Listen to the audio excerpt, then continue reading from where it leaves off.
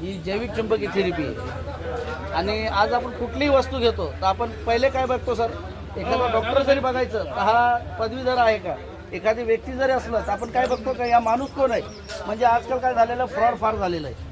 तर ही जी जैविक चुंबकीय थेरपी ही काही अशी तशी नसून आता तुम्ही सगळे शासकीय कर्मचारी आहात, म्हणजे तुमचा हा गव्हर्नमेंटचा भाग आहे. तर आज गव्हर्नमेंट आणि याचं म्हटलं तर लोक तिथं काही घाबरत नाही. या प्रोडक्टला सर्वात पहिले त्याची माहिती सांगणं गेलं तर या प्रोडक्टचा बेस काय आहे तो तुम्हाला जर लक्षात आलं तर तुम्हाला प्रोडक्ट जास्त विचारायची गरज पडणार नाही.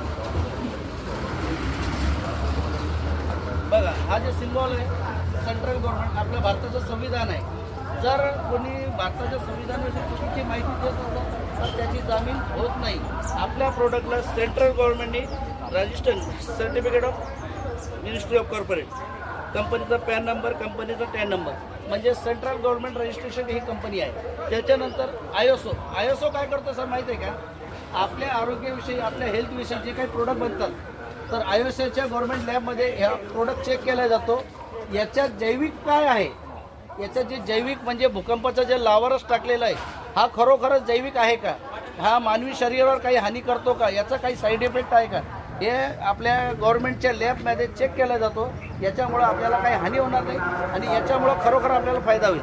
तर आयएसओ त्याला तेव्हा सर्टिफाईड करतो. आणि त्याच्यानंतर महत्त्वाचं डॉक्युमेंट हे जर बघितलं ना सर, कलेक्टर असो, PSI असो, कुठलाही शासकीय अधिकारी तो विचारणार नाही. GMP म्हणजे गुड मॅन्युफॅक्चरिंग प्रोडक्ट हा कोणी दिलेला आहे, WHO म्हणजे तुम्हाला माहिती आहे काय, वर्ल्ड हेल्थ ऑर्गनायझेशन. आपली जी गोळी बनते 1 रुपयाची ती पण गव्हर्नमेंटच्या लॅब WHO लॅबमध्ये जाऊन चेक केली जाते का या गोळीमध्ये काय कंटेन आहे. आपण क्रोसिन खातो, कुठलीही गोळी असो तर गव्हर्नमेंट WHO याला पूर्ण सॅटिस्फाईड करून GMPचं सर्टिफिकेट दिलेलं आहे.